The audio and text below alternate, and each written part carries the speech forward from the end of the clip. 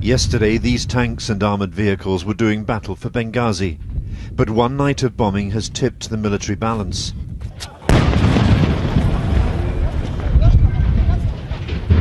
The ammunition supplies that once so outgunned the rebel forces now erupt dangerously on the roadside.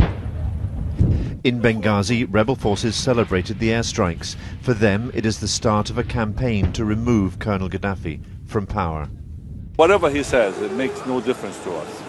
We know we don't want him to rule Libya anymore, and everybody united on that. Libya is united, and Tripoli is going to be our capital.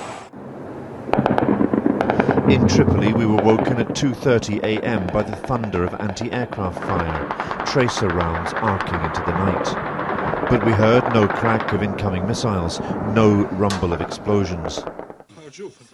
State television showed some wounded, all men. It did not say whether they were civilian or military. It also said 64 had been killed. Again, those they showed all appeared to be men.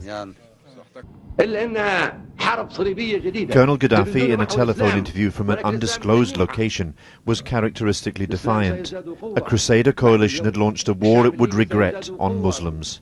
It was a new Hitlerism. Our victory is inevitable, he said. We will eliminate those traitors who have collaborated with the Crusader forces.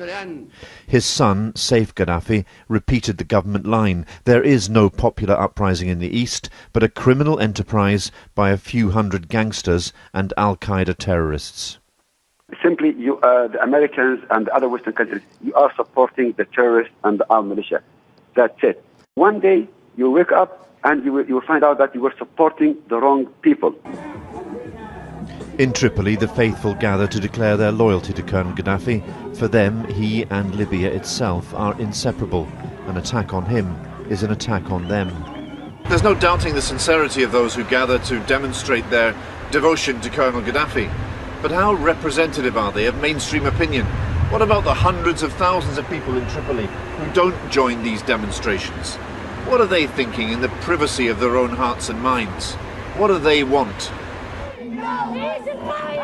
Among his supporters, devotion to the person of Colonel Gaddafi fuses with the patriotism of a nation under attack. In this atmosphere, there is no publicly dissenting voice. Alan Little, BBC News, Tripoli.